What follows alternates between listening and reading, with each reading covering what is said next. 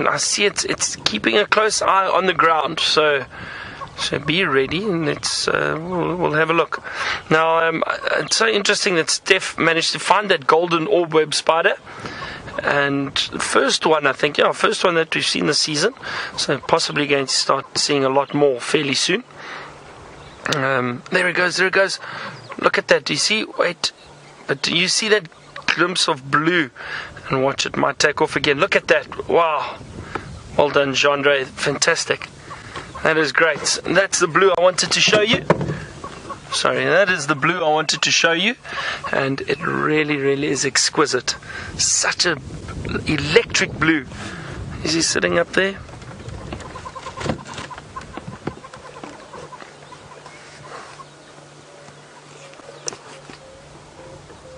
It's kind of the picture you want as a photographer if you can get a bird taking off, especially a lilac-breasted roller like this. Get that beautiful blue coloration with the wings open.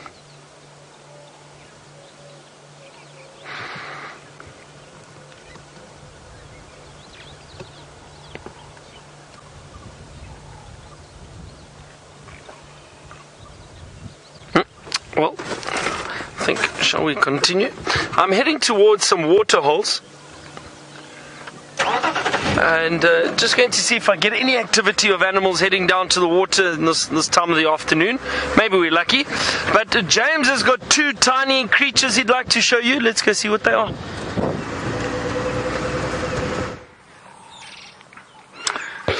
There were 4. I think there's still 3, yes. Really, your arithmetic is appalling. There are 3 squirrels there. Obviously, we can see 3 of them. And there was another one up here, and we stopped here because we thought they were alarm calling at something. Well, they were definitely alarm calling at something, but we failed to find what that was. Now, you can also hear the starlings going crazy. Well, they're not going crazy, but they're being quite active, and if they were also making alarm calls. And I wonder if there isn't a snake lurking just below those little squirrels. And David is now going to tell you what tree they're sitting in, aren't you, David? Oh, yes. What tree are they sitting in, David? A torchwood. A torchwood tree, exactly. Well done, David. Thank you, James. Balanites mogami. Very satisfying word to say that, of course. Balanites mogami. I think that squirrel looks like he's having the best time watching the sun go down. 2 others now chasing each other around. It's very inconvenient when animals chase each other around the back of a tree, because as soon as you go the other side, then they go to the side that you were on. And as soon as you return to the side that you were on, they then go back to the other side. That is the strategy of all creatures that live on the trunks of trees, including the blue-headed tree agama and many of the woodpeckers.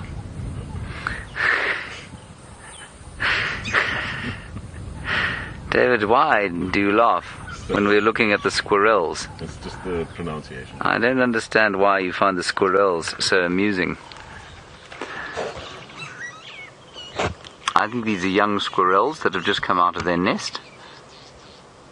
And they're just enjoying tea time while they wait for Mum and Dad to bring home the supper. There's the 3rd one, and might actually go into its hole. Sorry, Dave. Oh, they're too cute, these things. David, did I ever tell you the story of Pietertjie? No. I think I may have told the viewers the story of Pietertjie.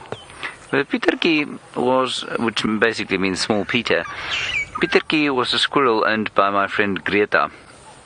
And Greta was possibly the kindest-hearted woman I've ever met in all my days.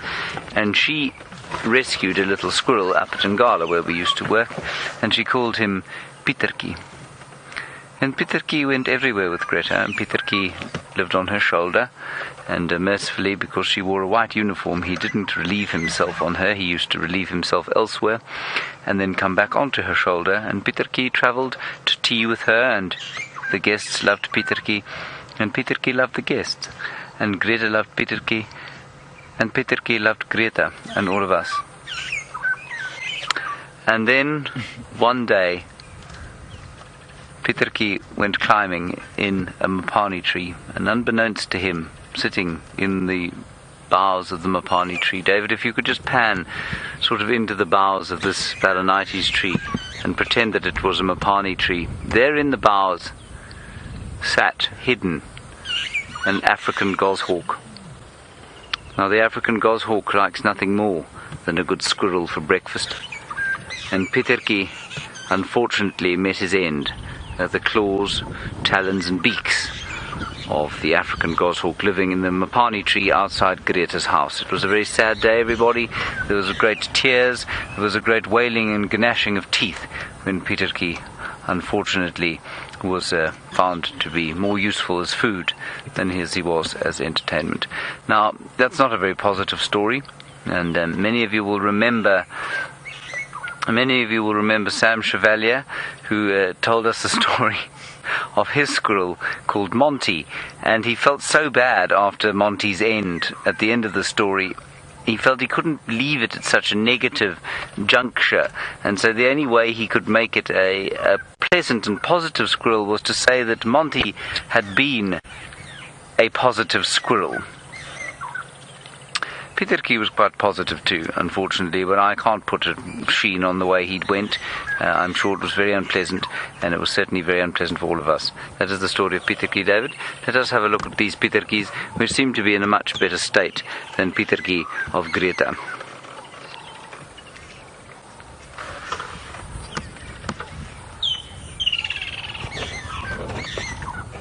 Now, James, I'm assuming James Richard, you're wondering if these squirrels strip the bark off trees in order to mark their territories. James, I've not heard of that, but as I say that to you, I mean, I'm looking at that tree there, and underneath those squirrels, and I'm seeing some freshly stripped off bark. Now, that's the story all the way up that tree, and quite interestingly, I have not noticed it before on other Balanites morgami trees, so it's possible. James, I'm assuming that you've come across a squirrel that does that perhaps in North America or in Europe. But, no, look, I don't know that they do that. I think they go with the more traditional method of urinating when they want to mark a territory. David, can we go to the one just to the right of that and up? The top one. And get in as close as you can. Are we banged in? That's it. Can you tell what we're looking at there? Is that his elbow? I don't know what that is. That looks... Oh my goodness gracious me. Growth. It's a growth, yeah. It's a really nasty looking growth. That unfortunately seems to be on his testicles. Oof. I can't believe... I mean, I've never seen a squirrel like that. I think that is a growth on its testicles, and I think it must be excruciating. Here comes another squirrel, David, to the left. Let's just keep... We'll keep watching that, and it's not a very positive story, no, Kirsten. This is wonderful. Look at the other one now come to the top. Now, in this tree there will be knots and little holes, and squirrels throughout the world, although they might not all scratch bark for territory, although they could well do, these ones, they are hoarders of nuts. And at this time of the year, of course, what they'll be hoarding is marula nuts, and also they will be hoarding the not marula nuts, the Balanites nuts, the torchwood tree nuts that Steph ate the other day. And I've been fairly reliably informed, I thought, that were not very good, that they were fairly toxic. Steph showed no ill effects.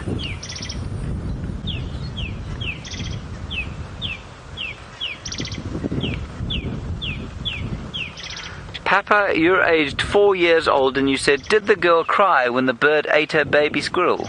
Tata, sorry. Tappa? Tappa? Oh, Tucker. Sorry. Kirsten, talk properly, girl. That's my fault. I'm just not listening. Tucker, I've obviously often heard from you, and you say, did the girl cry when the bird ate her squirrel? I'm afraid, yes, she cried quite a lot. It wasn't a nice story. And you know, Tucker, it's one of the reasons that when we are in the wild and when animals are in distress, you know, so often when we try and rescue them, it always ends very sadly because those animals don't know how to live with us, and because they're not quite wild and they're not quite domesticated, it becomes very difficult. But that's a very nice question. Thank you, Tucker. Now, we're going to hand you across to Byron, who's got a spiral horned antelope.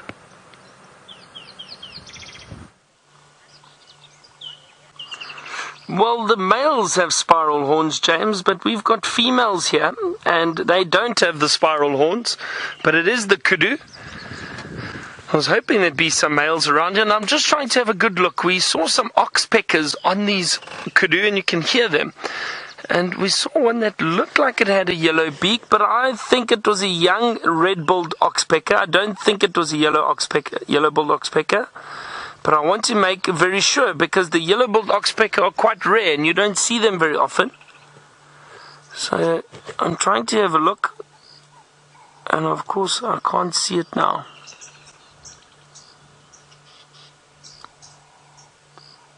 There, what is that?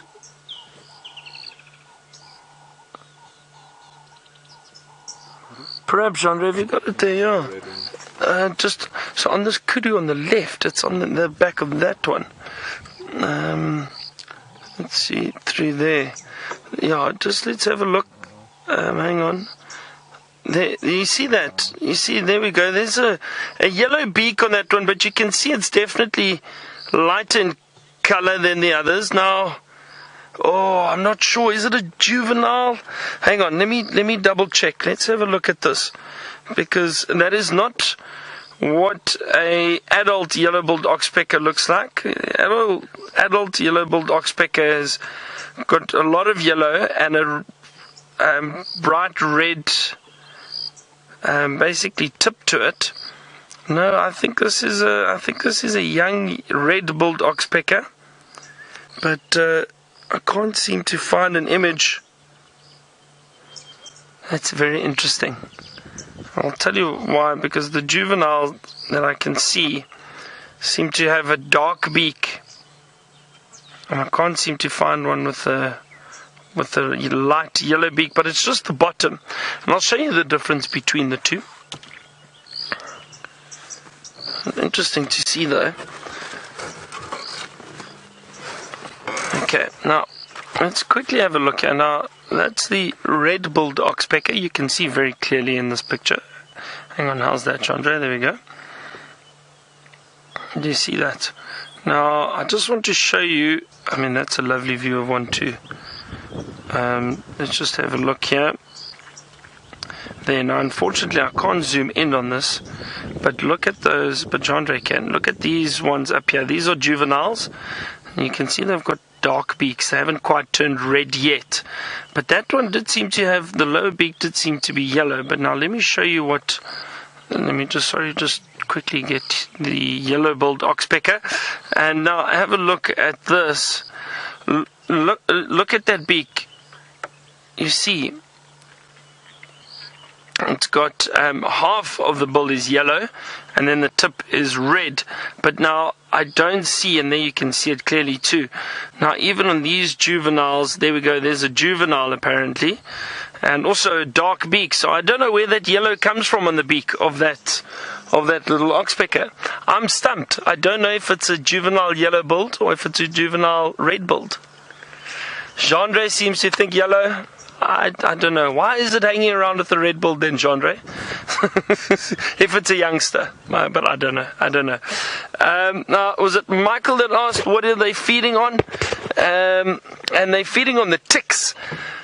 they sit and they feed on the ticks off those kudu. They basically pick and groom these antelope, and they feed off the ticks and little fleas that sit in the coat. But mainly the ticks, the oxpeckers, they enjoy feeding on the ticks because they enjoy the blood.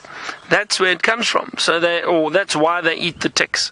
It's because they enjoy the blood. So usually, and you might find it sometimes, that oxpecker will sit on an animal that has a cut, and they go and they pick at that cut because they drink the blood. So they are after the blood. But that's why oxpeckers sit on most of the antelope species, just about all of them, except the little ones. And then obviously buffalo, rhino, giraffe, zebra, all those animals will have oxpeckers on them. Hippopotamus, oxpeckers do sit on them too.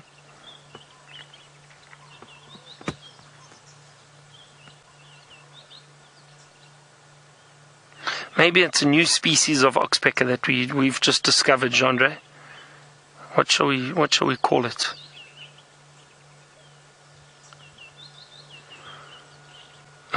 What's your surname, Jandre?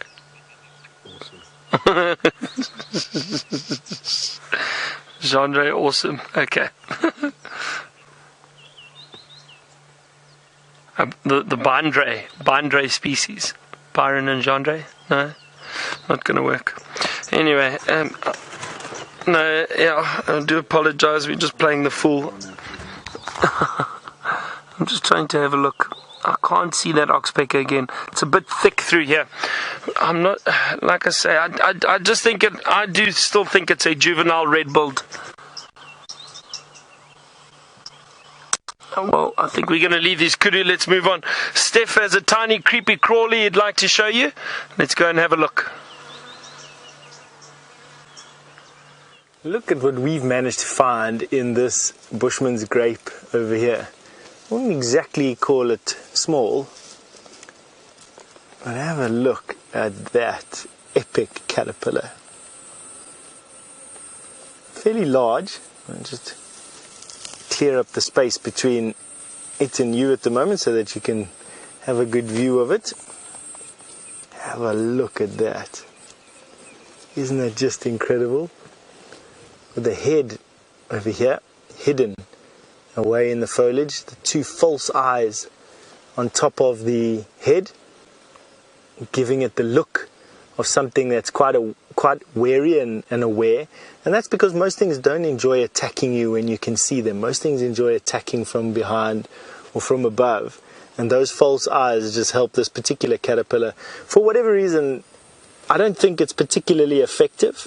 It obviously is, otherwise it wouldn't be here from an evolutionary point of view. But we might find that it's a bit of a relic from an age gone by where they needed these huge eyes.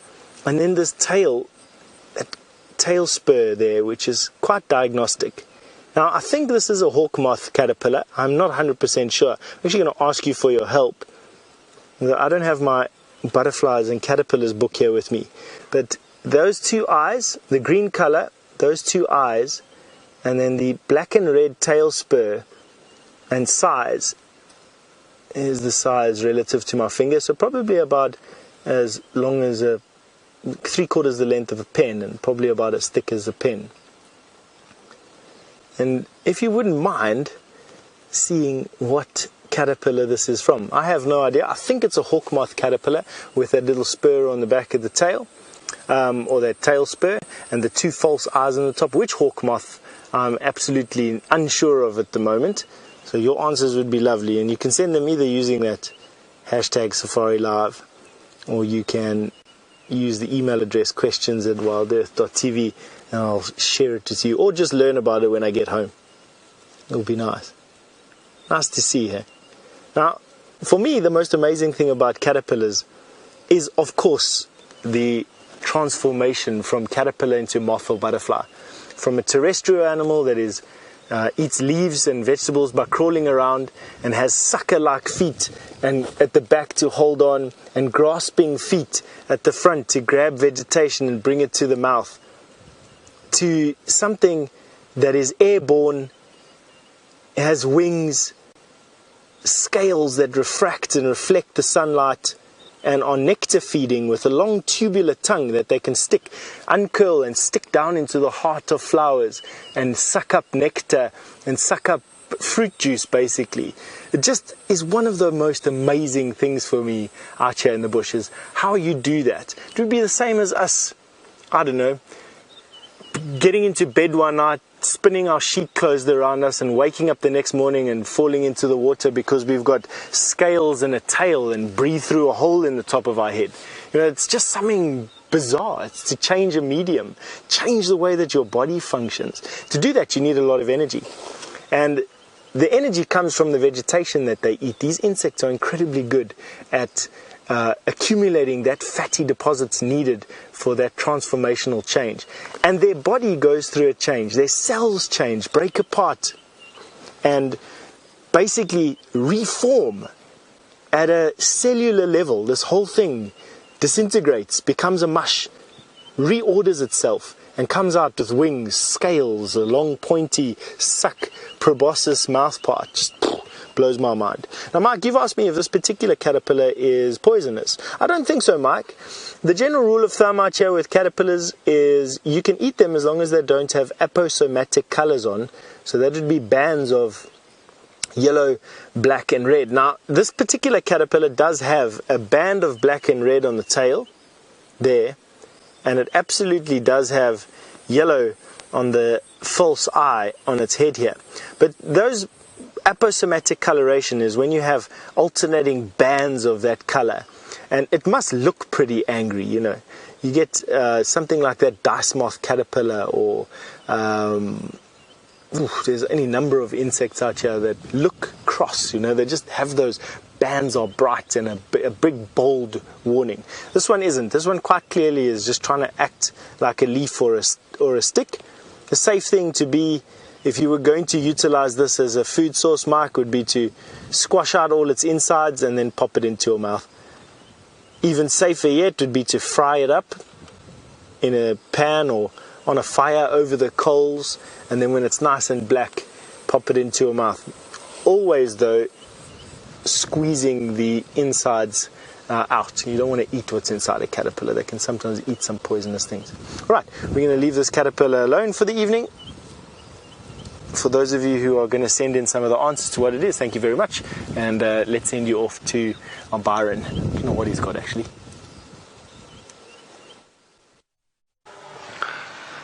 Hello everyone. Now I understand we're being viewed by the helicopter pilot himself, Connor. Hi Connor, and hello everyone from the drone. Now Connor, I'm going to try and direct you to a martial eagle, which we have just spotted. It flew off. Maybe we can get a view from the sky. Now it's in a very large, what looks like a marula, Connor. So I don't know how to explain it to you. It's directly east of where you are flying directly east. So basically where the vehicle is pointing at about 2 o'clock from me. So let's see if Connor can get a view of that eagle for you. It is a juvenile martial eagle, a young martial eagle. Let's see.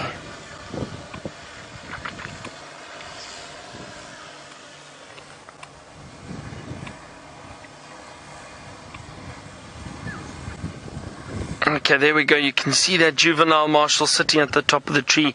This is by far this is actually by far my favorite bird. I love a martial eagle. It is just so regal, so beautiful. Very large, powerful eagle. It looks like he's going to, I don't know, he's just balancing perhaps.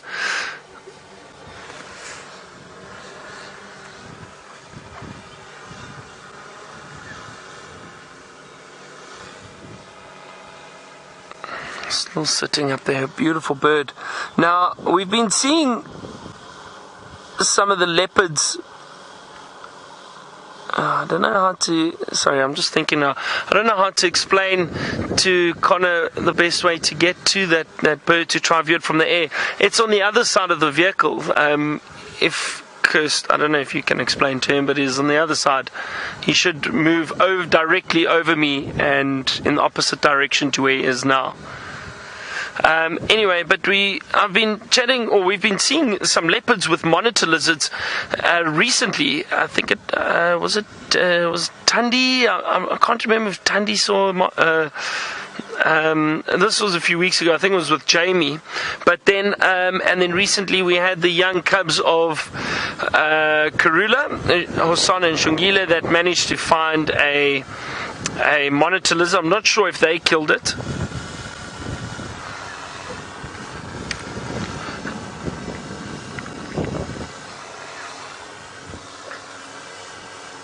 And these martial eagles, actually, they specialize in hunting monitor lizards. They do. They're incredibly powerful, huge talons, powerful talons, and they're able to kill a.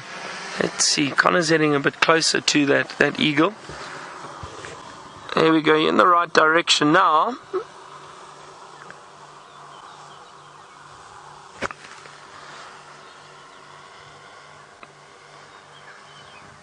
Now it's okay. Let's see. Now let's go to the drone. Let's see if we get a view of this marshal from the drone. Fantastic! Well done, Connor. That marshal's still sitting up in the tree. That is incredible. Wow. That is amazing. Have a look. I unfortunately can't see the view that you've got at the moment, but I am very jealous. That is so great to be able to get a view of a martial eagle up at the top of a tree like that, a juvenile martial eagle. So as I said, very, very powerful. They've got huge talons, powerful talons, feed on these monitor lizards, but they've also been known to catch small antelope species. And I've seen a young martial eagle like this. Well, I mean, it's young, but it's still very big. I've seen it go and try and hunt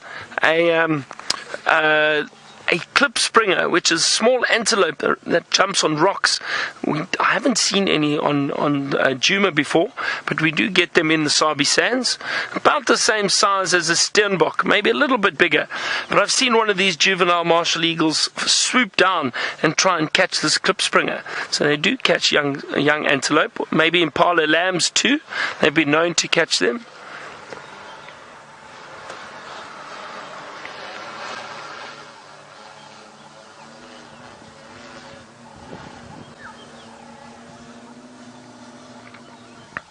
And you all enjoyed that drone view. That's great, something different. And you know what's nice is that with that drone view, the bird didn't feel disturbed. It's still sitting in the tree, and that's obviously what we want. So the drone's moving off now, but just such a lovely change of scenery, I suppose, change of view.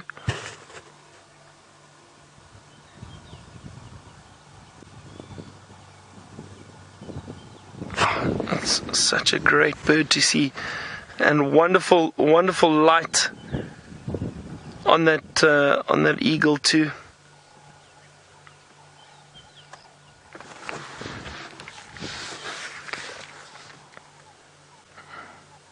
Well, that was a nice surprise, a nice find. We'll see what else we can find. Carry on. I'm going to head towards Twin Dams and see if I can't bump into anything around there. Maybe there's some animals drinking. Who knows? So let's head over there. I'm so glad you got to see my favorite bird, the martial eagle. Now, tadpoles and frogs seem to be the order of the day today. Chatting about it a lot. And Steph has found a frog. Let's see which one it is. The top of my head may resemble a frog, but it isn't the frog that I want to show you. And while we were waiting for you, this particular female frog has dug herself into the sand. Now I want to see if I can show her to you, only because they're quite rare to see, but I'm going to try and do it without disturbing her too much. So right here, and also without getting bitten by a violin spider, but right here underneath the sand is a female bushveld rain frog, or was a female bushveld rain frog. Hello. Yeah, that is incredible.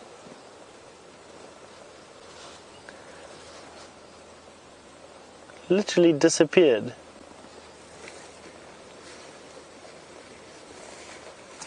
Alright, that's embarrassing.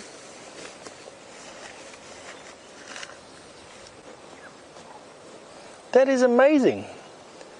Oh, there she is there. Now she's a lot of times bigger than the male bushveld rain frogs. You've seen a couple of times, especially on the rainy day shows where we do shows out of the tent, where we have the male bushveld rain frogs. There she is. Have a look at that. Isn't that quite special? I just love the way they walk and their grumpy little faces. They are the cutest things. Oh, no, not impressed at all. So I think what we do is let's just herd her back into the hole. There you go, girl. Let her go. Get some cover. So there you go, the very rarely seen female bushveld rain frog. I'm actually quite glad we got to show that to you because they are quite tough to see, these little frogs. And as you can see, I tried as much as I can not to handle her as much as possible. But I do want her to stay underneath the stump, which is where she's going to feel most at home, and bury herself in the sand. She'll come out when it rains again. She makes this funny little characteristic chirping call, which will attract males from all around. The males are no bigger than my thumbnail, legs and all. She was easily about as big as a golf ball. And when she decides that she likes the male, she basically kicks off a substance off of her skin, which the male then climbs up onto her back and he gets glued to her back. It's called adhesion. The frog's mating is called amplexus. This particular type of adhesion is called adhesion amplexus, and she carries him around like a backpack, basically, that just produces sperm for her eggs. She will then go and lay her eggs and he will fertilize them, and when she's finished with him, she then exudes another substance which dissolves the glue, and he then can carry on and find some more females. And she didn't have a male in attendance, and she's going to bury herself there in the sand until the next rainstorm. Isn't that cool? It's very awesome. Quite enjoy finding that. It's also not very often that you get to see them. Alright, now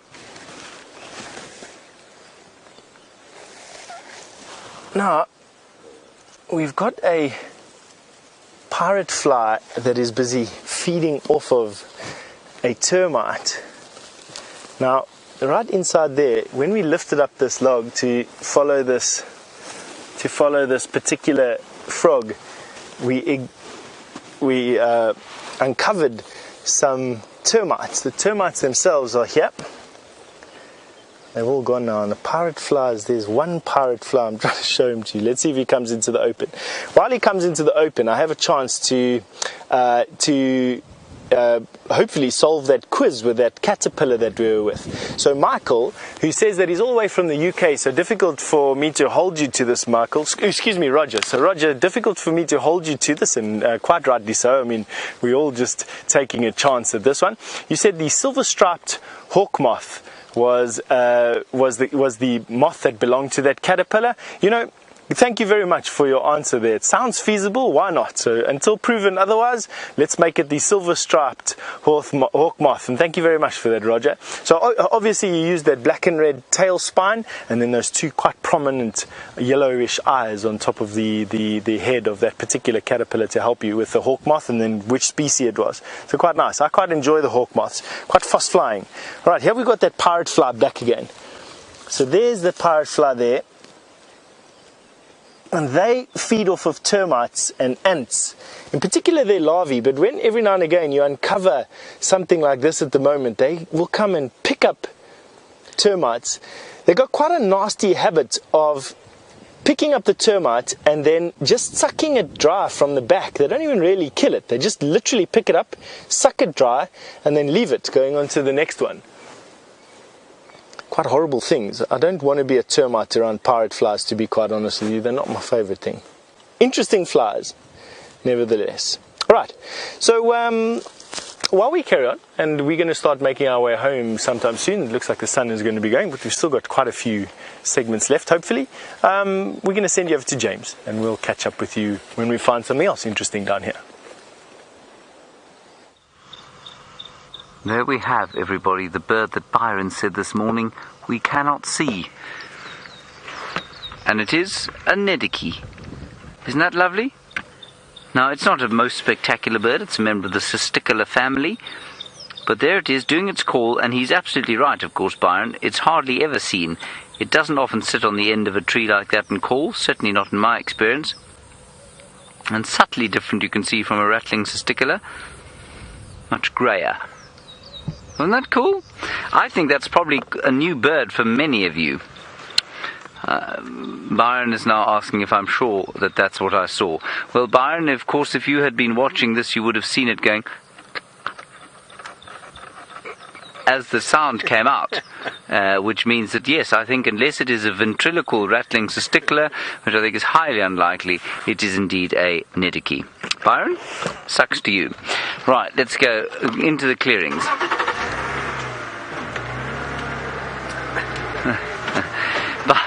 Byron unfortunately makes a good point. He says, I must understand his hesitation and his inability to believe me, because I called a black crake a moorhen earlier today. I think that's fair enough, Byron. Yes, okay, I'll grant you that.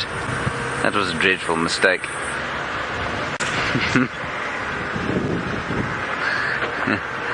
Yes. Unfortunately, Byron is leaving us tomorrow. He is back to Johannesburg after the morning drive to go and get on with his life as a tour guide. No, not a tour guide, a tour operator. We shall be sad to see him go. He, of course, thinks he's having a farewell party tonight, forgetting that we all have to get up at 4 o'clock in the morning. Byron now has a waterbuck that he'd like to show you. Please do inform him that I've already shown you a waterbuck, and you find his, well, a bit of the same, really.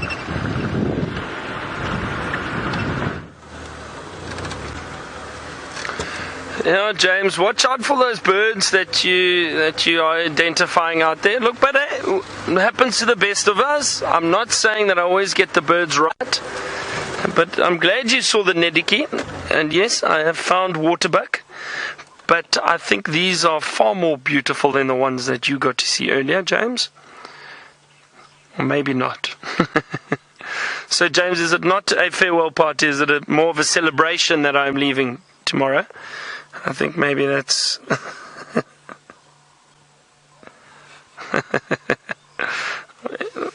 Nice to see these female waterbuck. There were some males earlier that moved off in the opposite direction.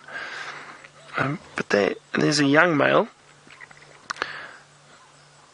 Actually, lovely light at the moment. This is wonderful photography, and especially Jean-Ray did make a great point. These waterbuck look lovely backlit.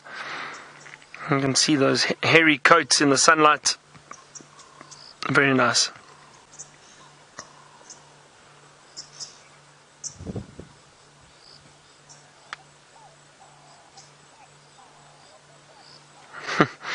The young male is irritating the female, it looks like. You see her pushing him away. And it's quite interesting. It looks almost like that female potentially pregnant. That is now an impala that's joined our view. Or frame, rather. But the one on the right, that female looks like she's possibly pregnant. You can see her teats very clearly. So I'm sure she's going to give birth very soon. We might have a young waterbuck wandering around here. That would be wonderful.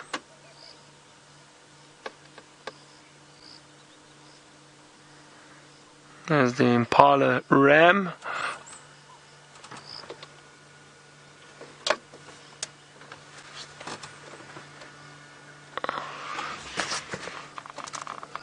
I saw a bird just take flight past us. I want to see if we can...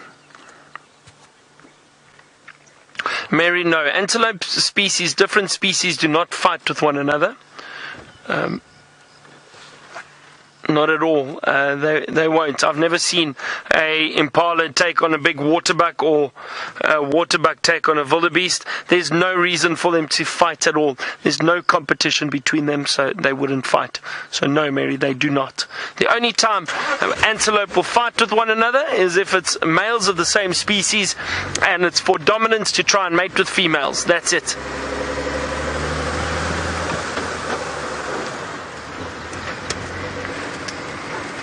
There's a bachelor herd of impala.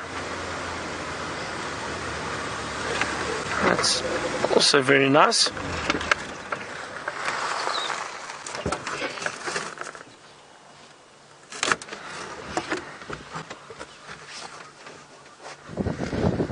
There's a lovely cool breeze blowing at the moment. Here comes an impala. He's going to run across the screen. There he goes. And I was hoping you'd do that. They do that wonderful stotting jump, where they. Springbok do something similar, but it's known as pronking. Sorry, I caught a glimpse of something flying very high. Now I think these might be vultures. I'm just going to see if I can see them. They are vultures, but very high. Sorry, Gendre. Well done. And it's through the trees, even harder. Gendre is, I think, had a lot of patience with me this afternoon. I haven't got the vehicle in the best position. Sometimes the animals have moved behind the trees. Gendre, I'm sorry. Now what were we talking about again? Oh dear, I've lost my train of thought. What were we speaking about, Gendre? The impala, the stotting, yes. So the springbok do something similar. It's known as pronking. Now I'm going to show you what it is. Excuse me a second. Let me jump off here. Gendre, do you want the good news or the bad news? The good news is we've got a wheel spanner. The bad news is looks like we've got a flat tire. So best you get changing fairly quickly while I wait and talk to the viewers. Now the springbok do something known as pronking, where they literally stiff-legged, they stand and they bounce. And they kind of jump like this too. And it's actually they arch their back and they bounce like this, really high up. It's incredible to see it, and that's known as pronking. But then the impala, they do something known as stotting, where they run and they jump, but they arc in the air. They kick their back legs up. So they kind of, I can't do it, but something like that. And they rock in the air, and that's known as stotting. Also, but the reason for them doing that is apparently the theory is that they are looking to show that they are fit and healthy and to deter predators from hunting them. Now, I'm not sure if it's exactly the case. I think it's also maybe it's a social behavior that they do, but I think it is to show that they are healthy, that they're able to jump and change direction and move around very quickly. And the idea, and again the theory, is that it deters predators from possibly hunting them. So I'm not sure. Oh dear, now Steph is having a drink of water again. I'm not sure if he's got a sock out this time or what he's using. I'm going to have a look at this tire and see if it needs changing. Let's go to Steph. I'm not going to drink water through my sock this time, thankfully, but I am going to try something that I read the other day in a book by one of my favorite authors, a lady called Veronica Ruitt, who's spent a lot of time in the Okavango Delta in Botswana, which is basically a river that forms an inland delta, and then the water disappears into a couple of faults and into the sands of the Kalahari and disappears forever from there. And she talks about an asparagus plant being able to be used as a washing powder substitute. I know that a lot of plants out here get used for washing powder. I mean, you've seen me make some soap perhaps from time to time out of the devil's thorn and out of the wild sesame, but you've never seen me make a washing powder out of these plants, out of especially the asparagus, and mainly because I've never tried it before. So this is an asparagus.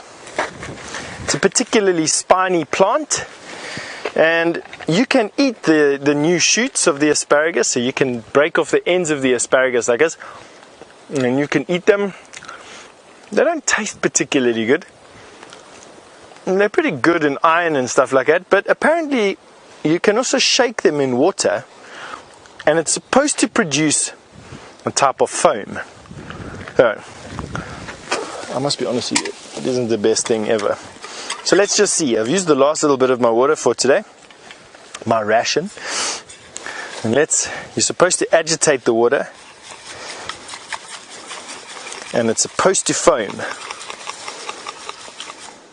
So let's see. Obviously that's granted I've identified the right plant, but I think I have those spines that are sticking into my fingers. You can see those little thorns over there. They are telling me that this is the right type of plant. So what I'm trying to do now is get it to foam, to see if it will foam. It doesn't look like it's foaming. Craig, is it foaming? No? No. No. No foam, Miss Root. Not with this particular. I've got Kirsty telling me on my head, at least it isn't for TV. I've got this rather annoying habit for the rest of my teammates of trying new things when we are practicing for TV. And at least in this particular case, I've shared the journey with you, which I think is important. I don't want to do all these things on my own, to be honest with you. How boring would that be? See, I read somewhere that the asparagus can be used as a washing powder substitute and that it foams up the water. But it seems like the asparagus that we have here in Djuma in the Kruger National Park does nothing except for make the water a little bit opaque, but that might also be the dust that's in here. Does it taste particularly washing powdery?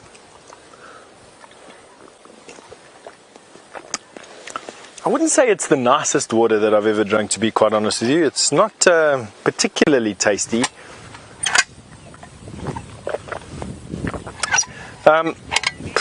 Probably not the best thing that I finish the rest of that water, to be honest with you. We'll see what effect that has on me. I'll let you know tomorrow. Right. Anyway, I'm going to pass you on to James. See you later. Right, everybody, here we are at the plains of Nkoro, which are called Kalko, and I don't know what that means. Do you know what that means, David? Naked hole. Naked hole.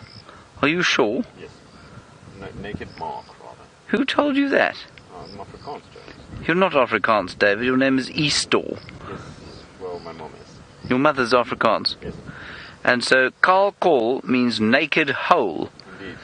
Do you have any idea why on earth somebody would have named a clearing Naked Hole? It's more of a naked marking, rather. A naked marking rather than a hole. So here we are, everybody. Let me begin the segment again. Welcome to Naked Marking Clearings at Nkoro. We're not actually in Nkoro, just in case anyone's watching thinking, oh, they're trespassing. We're not. We're just looking into Nkoro, where the wildebeest are lying in naked marking clearing. It's referring to the no bush, Yes, I think I get the reference. Thank you very much, David. It looks like two cows in the background, one lonely bull in the front. Clearly he's had a fight with his ladies, and they're not very happy. He looks quite depressed, I feel. Don't you think? They do always look slightly depressed, though. I'm not sure what a happy wildebeest looks like.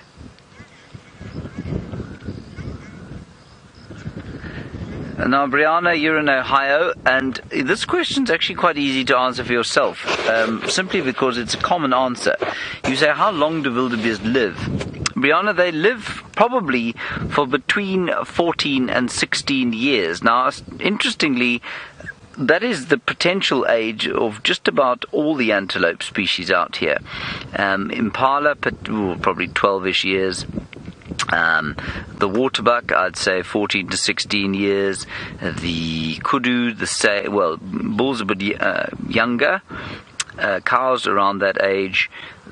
What else? Giraffe, also probably around that age, maybe a little bit older. The duiker and steenbok probably, because they're very little, so they probably don't live quite as long. But it's round about that age for just about everything, depending on their weight. So if they're a little bit lighter and smaller, they're going to live slightly less long. If they're a little bit bigger, they'll live for a bit longer. Potentially, though, I suspect that you could get a wildebeest to live to about 20 if it was in captivity. But out here, you see, once you start getting old and arthritic and decrepit, then it becomes very difficult to escape from lions that are a bit fitter and stronger and hungrier than you are. It must be quite a thing to know, I suppose they don't know this, of course, but to know that your life is going to come to the end at the claws and teeth of a lion. Not gently into retirement shall you go. Now, Trevor, you want to know if I can make the sound of a wildebeest. I will do my best.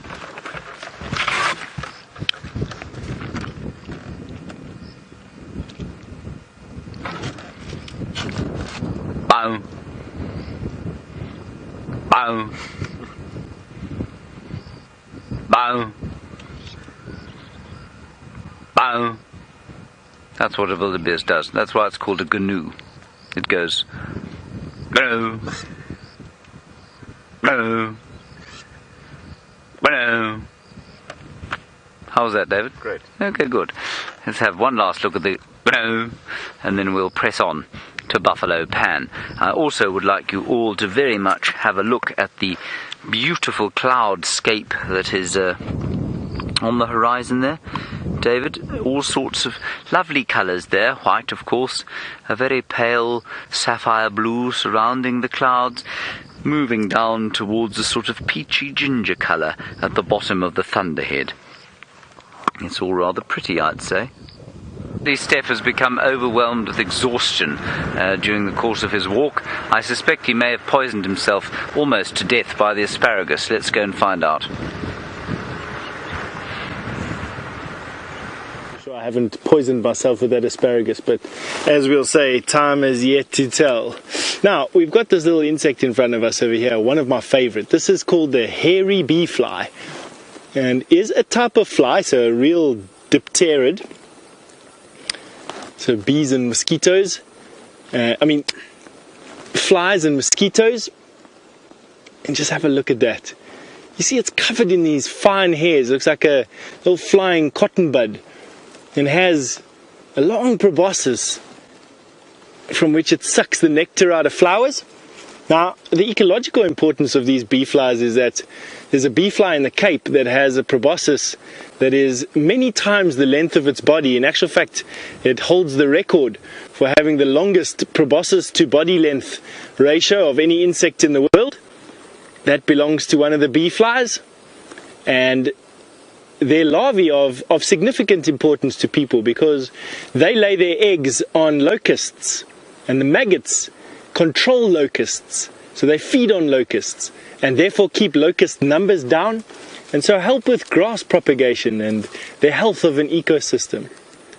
Isn't that just incredible that this little basically invisible fluff ball with two wings and a sharp nose has such an amazing diversity?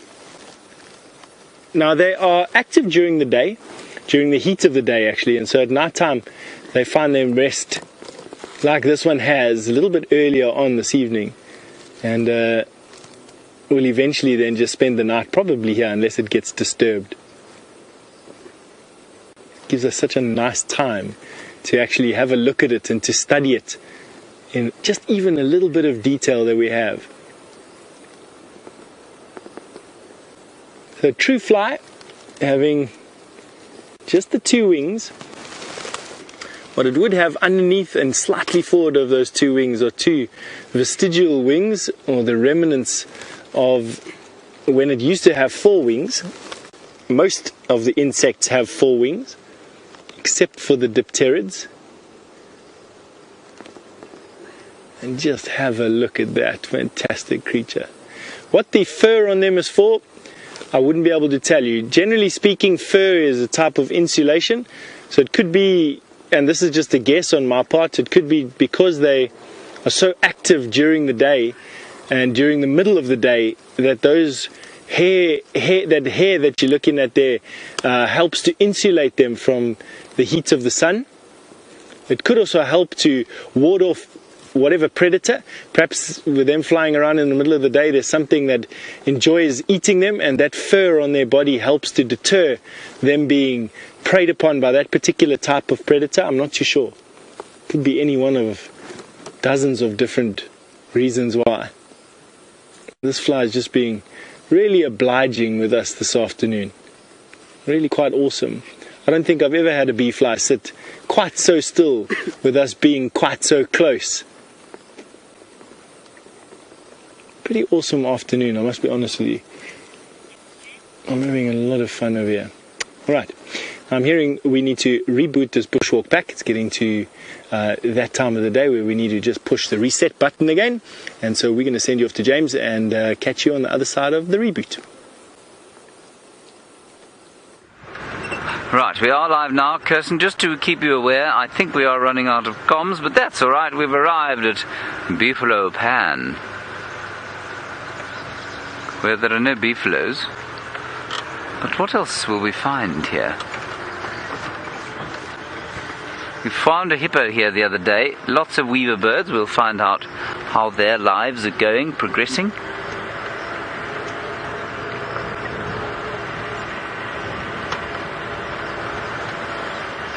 I can hear all the weavers calling. Such a pretty spot this, it really is. This is the place to have a sundown, everyone. In fact, look at all the birds here. In this tree, straight in front of us, that's all the weavers. The spotted-backed or village weavers, male and female, now attempting to power themselves using the power of the sun. That keeps this pan full. But what they were eating was the white berries here in the white berry bush, and they're supposed to be seed eaters, but clearly they also like a bit of fruit now and again. That was very cool. And most of them will be flying back to their nests, which we are going to look at immediately. So that is a solar-powered pump that just puts water into this dam. Kirsten, if you do wish to send a question, I would suggest you do it on the WhatsApp, unless you try and just give me a comms test. Yes, no comms. So I think the WhatsApp is the only way to go from here. Oh, David, you fixed your bowl. Now we've got the vast expanse here of the dam, and we'll go around to the other side to the best spot, but this is a little taster. And we've got some foam nest froggies off to the right hand side. Well done. And I'm not sure if they're actually living there. Well, I know that there are tadpoles in there. What I mean is I'm not sure if they've hatched or not and disappeared down into the water. Right, let's move on around the corner and we'll have a look at the weavers' nests.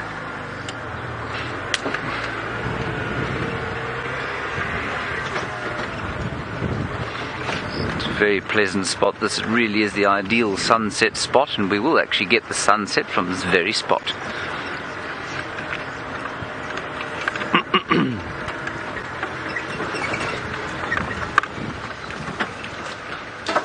Oh, look at that, David. Say not that I never do anything for you. Isn't that pretty? Sun just going down on Cheetah Plains over Buffalo Pan. Gorgeous. And I will show you the weavers' nests shortly.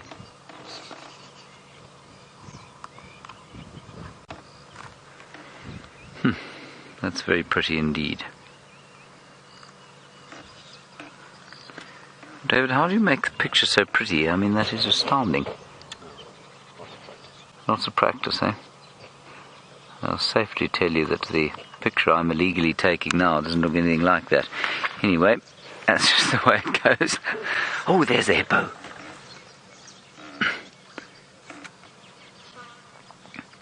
Now, he was so shy the last time we were here, he wouldn't lift his head for more than sort of, I don't know, 5 or 10 seconds at a time to breathe and have a look, and then he'd disappear under the water.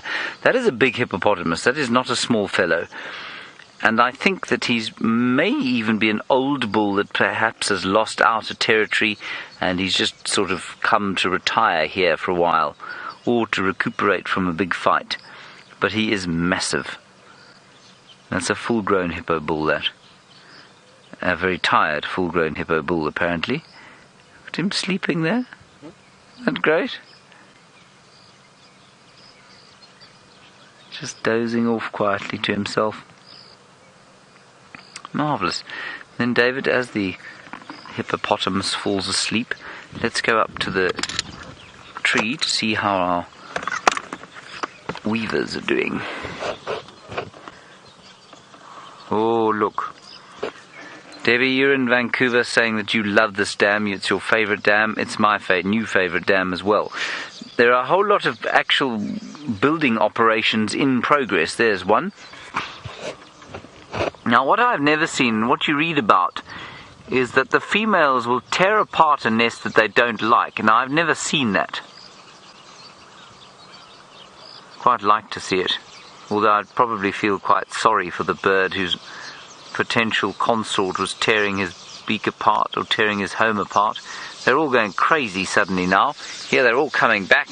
A great wildness building. Some of them have come in with grass, some of them are just flapping. Maybe the ladies are coming round and they're all demonstrating, saying, "Come to my place. It's cozy in here."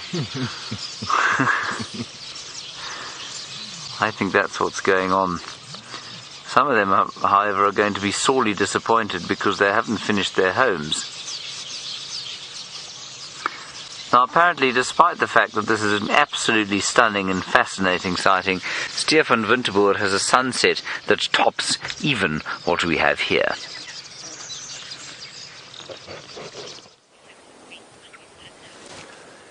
You know, coming around about this time of day, it's amazing how almost every field guide and obviously their guests, and you're my guest at the moment, and James's guest and Byron's guest and everyone's guest get to share a sunset. And you're lucky enough to share 3 different sunsets, or at least I know that James and I are busy having a look at the sunset. It's always one of those nice things to do at the end of a day, is to watch a sunset. Big hot day like it was today, topping at about 80 degrees Fahrenheit. Nice day. But we've got another view as well, not just the two of us. We've also got the drone giving us a sunset shot. So off you go and have a look at that, and we'll catch up with you now.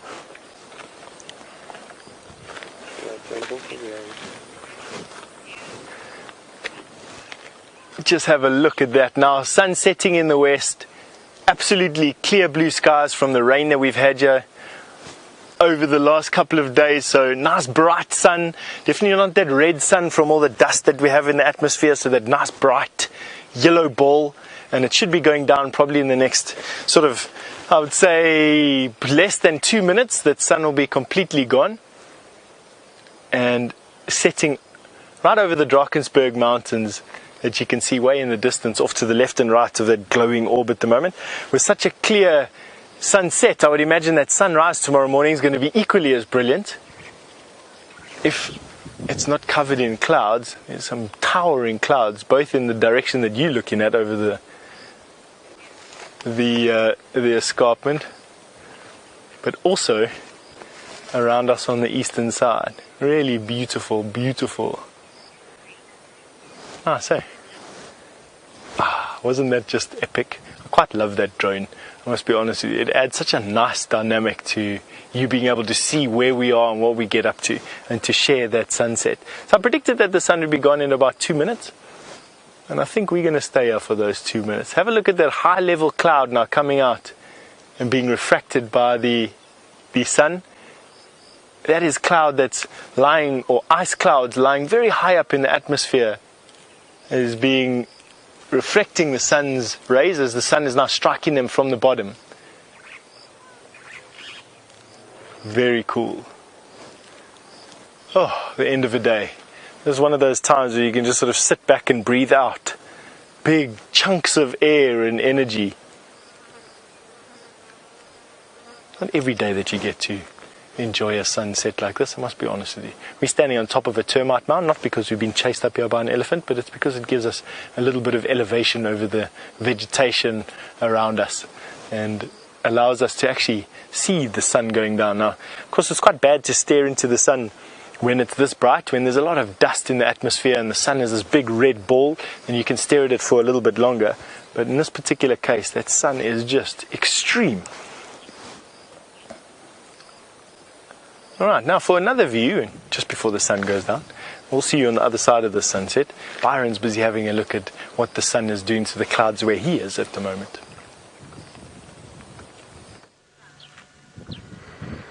We are indeed. We've managed to change our flat tire and onto one with another flat tire. However, we've got a wonderful view of the cloud. That's about all I could find right now. But it is beautiful. Oh, there's a lovely red-chested cuckoo calling in the distance. Now, this is a cumulonimbus cloud. Now, that is usually associated with rain. These big anvil-shaped clouds. It's the best way to describe them, but they are magnificent. They're wonderful creations of fluff. How else would you describe a cloud? Anyway, oh, they really are very, very beautiful. And I don't think we're going to get any rain tonight. That looks like quite a way over the Kruger National Park to our east. But magnificent, huge clouds.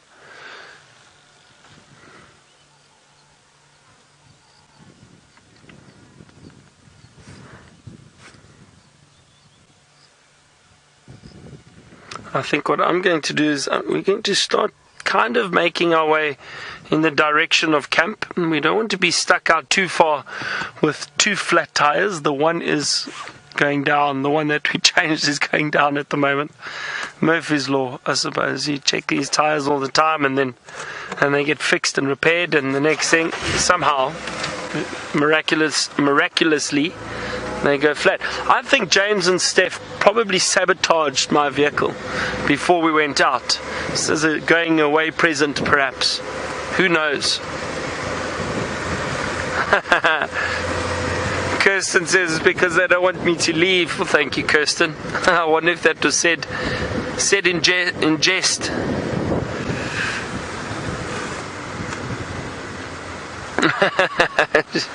Thought so. Impala Rams again. Nice bachelor herd. There they go. Quite a few of them around.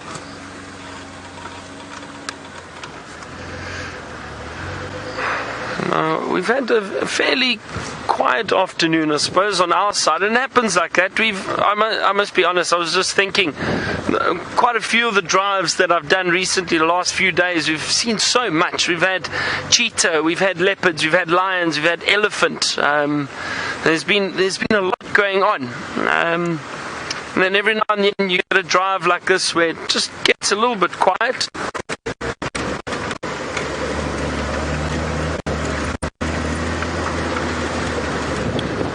But that's okay, you know. That keeps us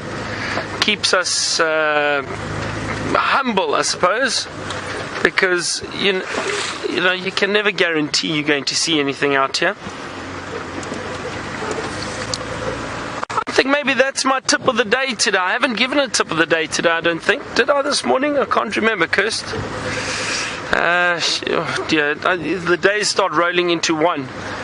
I can't remember. But another tip of the day, I suppose, if I didn't give one this morning, is when you come out on safari, don't expect that you are going to see everything, because it doesn't work like that. These are wild animals, and certainly for my guests, I never guarantee that we are going to see everything. I do recommend and go into places that I know the game viewing is very good, but still, you know, even then, you can never guarantee you are going to see everything. So don't expect.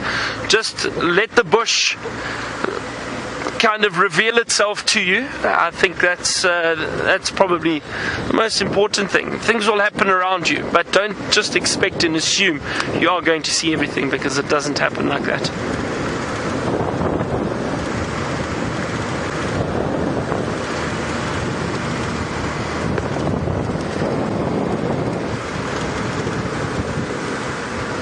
James, as always, the thing I'd really like to see from start to finish here on Wild Earth or on Safari Live is a honey badger. I'd love to see a honey badger. I've not seen one for years, so that would be great. Who knows? Maybe tonight or tomorrow morning, perhaps. I think my best chance is probably in the morning. Early morning, might get one moving around, still foraging for food.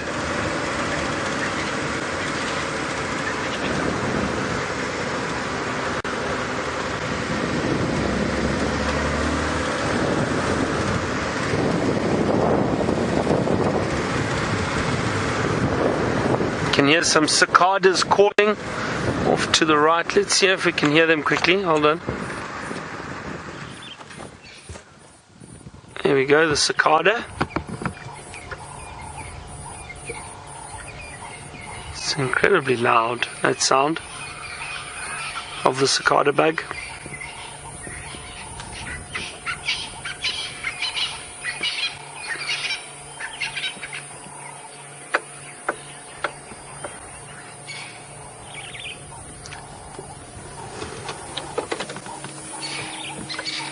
Some birds giving their last calls of the evening. Some francolin calling in front of us.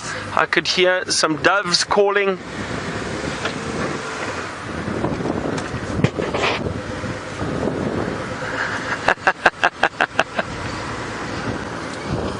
Trevor, you asked if I could do the talkie call before I go. Well, Trevor, I'm not sure. You obviously mean the one that I did a while ago, when the talkie goes, walks around. But we know it knocks, it taps, so it's just a tapping sound. But I described it as going talkie, but it doesn't do that. It doesn't do that. So it just taps. I don't know why I thought that. Anyway, that's why I burst out laughing last time. Oops. Sometimes we think it sounds right in our head. No, that's completely wrong. We are human after all.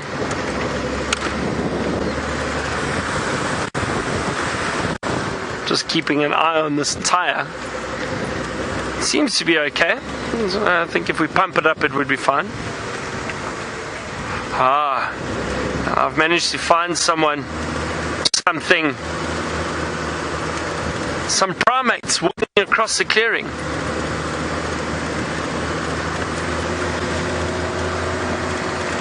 They're funny looking. And have a look at that. Now, if I were you, I wouldn't get your cameras out for this, because probably not going to make a pretty photo. You know what I should do is I should get them to help change the tire, perhaps. And it's Batman. So Batman and Herbie, hello, how are you? Steph? Yes, so the tires are all flat, Steph. Well, that's why we're going back to change it. It would be easy to drive on a dead straight road with no contact. Hello. Hello, Steph, how are you? Good. Have you eaten anything funny today? I may have swallowed some water with some asparagus foam juice in it. We'll see what that does. So far, so good. No murmurs. No murmurs. Well, we've got some smecta for you if we need.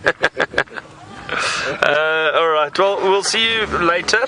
I'm just going to hang around just in case this gets a bit worse. I'd like to pump it up perhaps quickly. Bye. See you later. Be safe. 360-degree awareness. It's a good rule. Good rule while out here.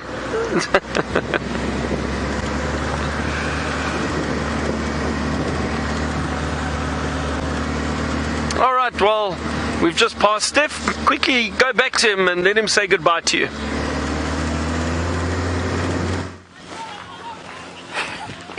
Oh, Byron is such a clown. I'm going to enjoy watching him sweat out the last little bit of heat of the day, changing that tyre with those big, heavy, high-lift jacks. Anyway, it's come to that part of the day where myself and Craig and Herbie have to say goodbye. And so thank you very much for all your help. And thank you, Rodney, for the help with that hawk moth identification. And to everybody else that submitted an answer as well. We'll catch you on tomorrow morning Sunrise Safari. And off to James you go. Bye-bye.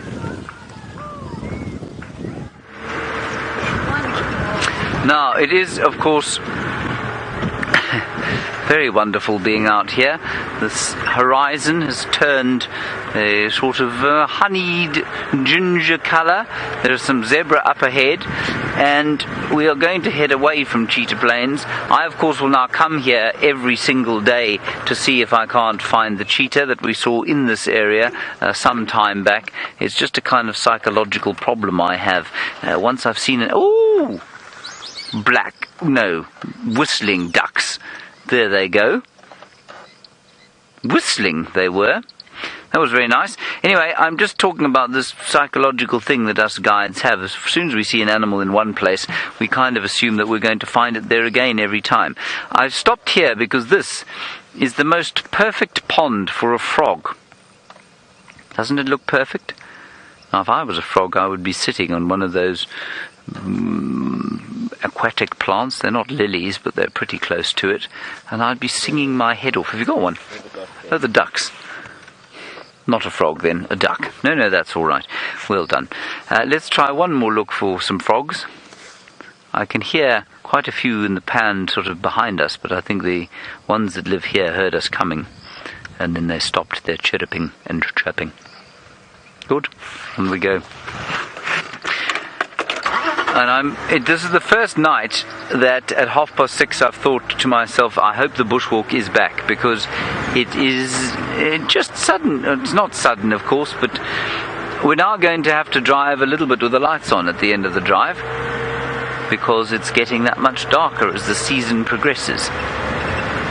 We'll have a look at some zebra over here. I'd love to know where the word zebra comes from, and why it changed from zebra to zebra. There are the zebra, David. Do you see them? I probably could have parked you with a more sunsetish view, but I think that will do. There they are, pleasantly moving across the plains with a very little one. That one can't be more than a month old. It's just made a little squeaking noise. It's very cute. There's Mum saying, don't run too far. Night time's coming. You need to stay close to the herd. They really are just stunning, aren't they beautiful? Mary, as we look at that little thing, hoping fervently that your question is not going to be answered tonight, you say, what animals prey on zebras? Lions prey on zebras. Young zebra like that could be taken by a leopard, but because it's with the protection of the herd, it won't be taken by a leopard, or it's highly unlikely to be. But it's mainly lions that will take zebras. Spotted hyenas will as well, but it's lions in this area. That's gorgeous. That really is very pretty indeed.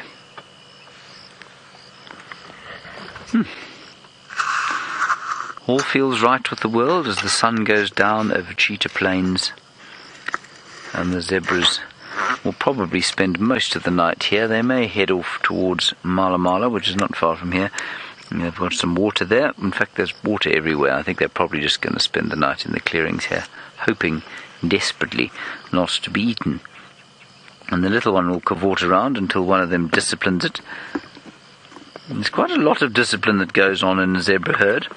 It's quite a violent society.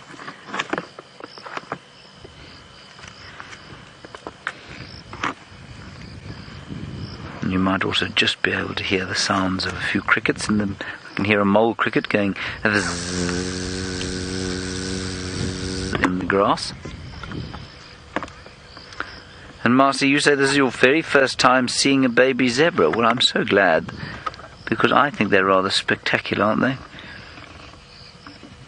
They look so very tiny. Well, I mean, they are so very tiny, but they it's that kind of gangly leggedness about them that I so enjoy. Nasty little teeth that will eventually turn into quite fearsome weapons when it becomes a big zebra.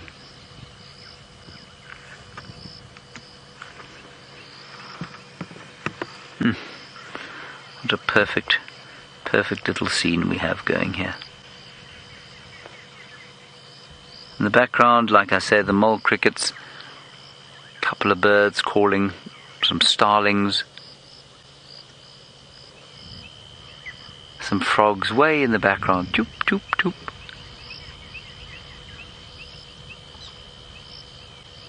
Some babblers. And a gorgeous sky. The sky, David said to me today that I wasn't describing the colours enough anymore, so I'm making an effort to do the same, to do it again. And I'm going to try and describe that sky to you in terms of its colour. I'm not sure what you'd call a pale blue like that. It's I think sapphire is definitely the wrong blue colour. Maybe a sort of pale azure with honeyed orange just below. Yes, that's what that is. That is honeyed orange strung across, and there's some ubiquitous Egyptian geese. Byron apparently has described it as yellow and gold, and suffixed that with "it's easy." Thank you, Byron. The Wilbur Smith book that you read during your time here with us has clearly improved your vocabulary immeasurably.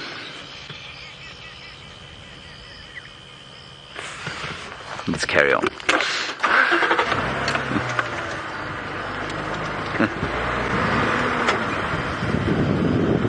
Mario, I'm afraid your question came through as though asked by R2D2. Let's ask for it again.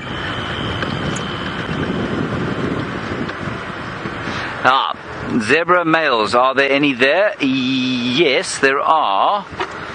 I'll just see if I can't get a shot of one here. There'll be one male in that group there. And we'll see if I can spot which one he is. He will be the biggest. He will be the least interested in the babies. That's him there. That's the tallest one that you can see on the left-hand side. That's him. No, that's a mare. It's the one in front of that one. There we go. I think that's him there. And no, is it? No, that's also a mare. They're both mares. Are they? Normally you can tell by the, and I'd like to say this is a sort of a euphemistic statement, that you can tell because of the wide stripe behind the tail, but that of course is the zebra's genitalia that you can see behind the tail. So I think that's a mare as well. Is it? It can't be, man. Just go on to that one, David, if you wouldn't mind, the big one second from the left. That is the big zebra. But it's definitely a mare. It's definitely not a male. Just pan slowly to the right, if you don't mind. Those ones are from a separate kingship group, so I mean there should be a male in this group too. That's obviously a female. You know what, Mario, I don't think there is a stallion in this group unless it's the one far behind there. Ooh, that one's got an injury. That's very strange. Unless it's the one at the far end there. But, I mean, he's smaller than some of the females, if that's one of the males. Yeah, just quickly get that one at the back there, Dave. No, to the right, sorry. Oh, the group, yeah, that one. Then you can just see his bottom. Down a bit. Down a bit. That one there. The one that we can't see properly. Yeah, that's him. There he is. We'll go with that as the male, Mario.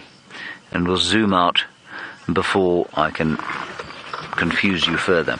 Right, Byron is going to say goodbye to you for all of us, basically, and I'm going to say goodbye to you on behalf of David and I now, and thank you for coming on safari with us today, and we will see you tomorrow, of course, at 0500. Until then, bye-bye.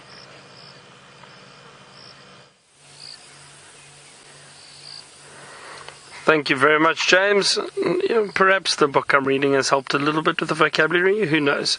But you are 100% right. An amazing, or a few amazing colours in the sky at the moment. Just another beautiful sunset, and very different with those wispy clouds across the sky, cirrus clouds.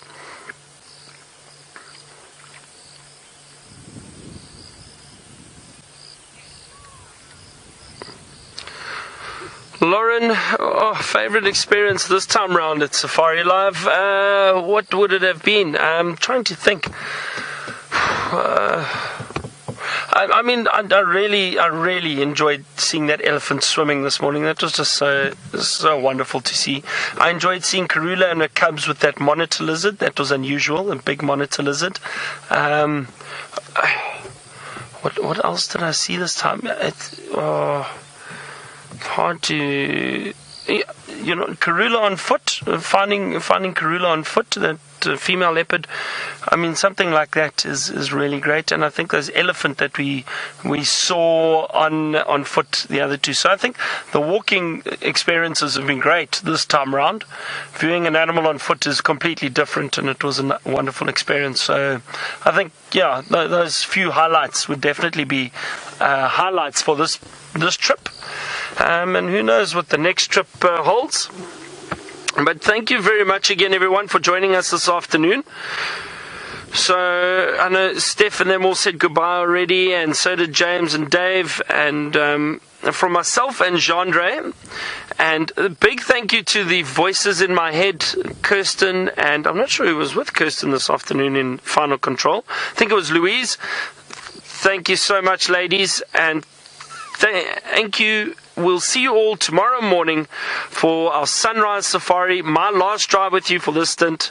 Good night, goodbye. We'll see you all tomorrow.